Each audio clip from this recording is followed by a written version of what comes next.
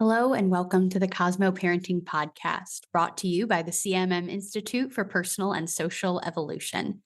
In this space, we invite you to see yourself as someone who is curious about and actively participating in creating your own meaning around parenting.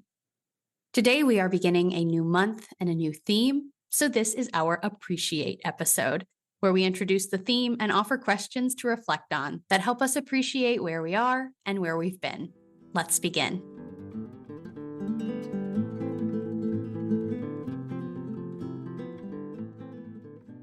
This month is about moral forces. I imagine that this is a theme that you might not be familiar with, and that's totally okay. I think this is new language and a new concept for most people, if not everyone. So I'm especially excited to talk about this with you today. The best definition of moral force is this: moral forces are strongly felt senses for how to act in situations. So, moral forces is just a fancy way to talk about why we feel we have to act certain ways in certain situations. I imagine that some ideas are already coming to mind for you as I say this definition. The point of talking about moral forces is to help us bring something that happens mostly subconsciously for us into our consciousness so that we can reflect on it and change it if we need to. Let's talk about a few different ways we experience moral forces. First, in some situations, the moral force is so strong that you think you have to act in one certain way, and it feels like you have no choice in the matter. So, what's going on in those situations is that you're responding to what just happened, operating from this subconscious place, which feels obligated to respond in one specific way.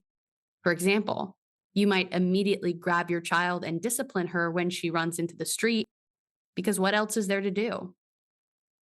Second, there may be other situations where you feel a strong moral force to act in a way to change what comes next. You're thinking of where you want to go, and you act in a way that gets you there. An example of this may be that you recognize a pattern of fighting with your child, so you decide to change your own response to help make the situation better. A third kind of moral force is related to the contexts we are embedded in.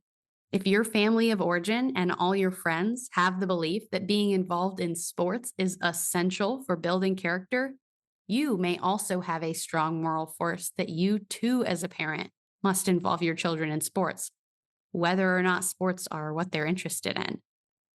And finally, there are situations where you don't feel a strong moral force to respond in any certain way, so it's easier to act in a number of ways.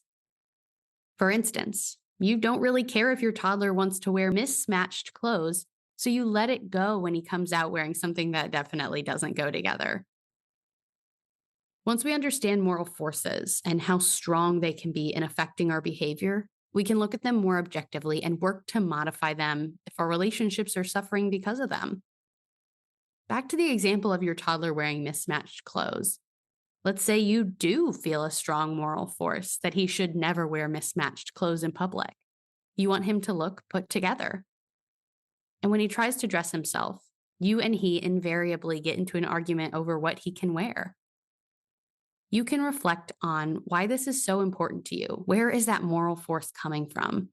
Even though it leads to fights and tantrums, why do you choose to act the way you do? Upon reflection, you realize you're concerned about what people will think of you as a parent. But you also realize there are a lot of kids you know who wear mismatched clothes, and it's never been a big deal for anyone. So the moral force of what people may think of you because of what your child wears might lose some of its grip once you do this reflecting. And you can be more flexible in the future with your toddler dressing himself for certain public occasions. Once we become aware of moral forces in our lives, where we go from there is to ask ourselves what purpose these strong forces serve and whether they are aligning with our values and beliefs and the kind of relationships we're wanting to create. This is something we can always be working on and something to help your children think about too. And we'll get more into the practice of this in the coming episodes. Today is just about learning to recognize moral forces in our lives and begin to use this new language around these ideas. To help us do that, I want to offer some questions for you to reflect on for yourself. I'm going to ask the questions here, but you can also find them written in the show notes or on the Substack. The first question is this: think about the culture you live in.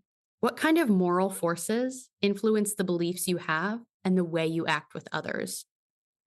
Second, can you identify any strong moral forces that affect how you parent? And third, how can you try to become more aware of the moral forces at work in your life? Okay, those are the questions I will leave you with today. I invite you to spend some time in reflection after this episode ends and throughout your week thinking about your responses to these questions. I'll also point you toward the additional resources we have available for free at www.cosmoactivities.com. And I'd also like to encourage you to do at least some of your reflecting on the Cosmo Parenting Substack so you can be in dialogue with our community. Thank you so much for joining us for this episode of the Cosmo Parenting Podcast.